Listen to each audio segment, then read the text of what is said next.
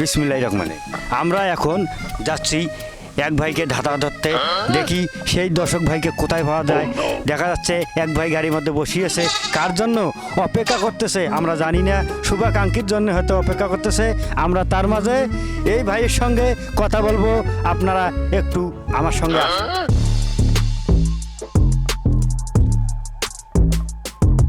ভাই আপনার নাম কি? আমার নাম ভাই চঞ্চল। আপনার নাম চঞ্চল, আপনি কি করেন? এমনি ঘুরে বেড়াই। খালি ঘুরি বেড়ালে ভাই জীবন চলবে? ওই রকমের ভাই চলে। জীবনে তো কেউ তাহলে বউ দেবে না।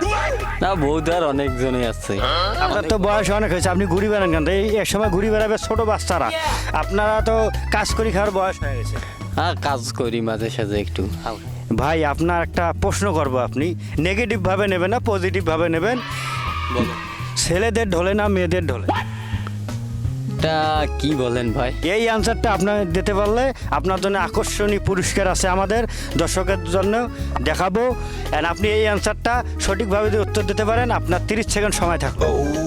এটা কিভাবে সম্ভব ভাই? মেয়েদের না ছেলেদের ঢোলে নাকি? ছেলেদের ঢোলে না মেয়েদের ঢোলে, এটা নেগেটিভভাবে নেবেন না। দর্শক ভাইদের উদ্দেশ্যে বলতেছি, আপনারা নেগেটিভভাবে নেবেন না। বলেন। এটা তো ওটা প্রশ্ন হইলো ভাই। এটা হলো সহজ জিনিস, কোনো নেগেটিভ নাই, পজিটিভ। এটা হইলো ধরেন মেয়েদেরই। হ্যাঁ, মেয়েদেরই এটা চুল ঢোলে।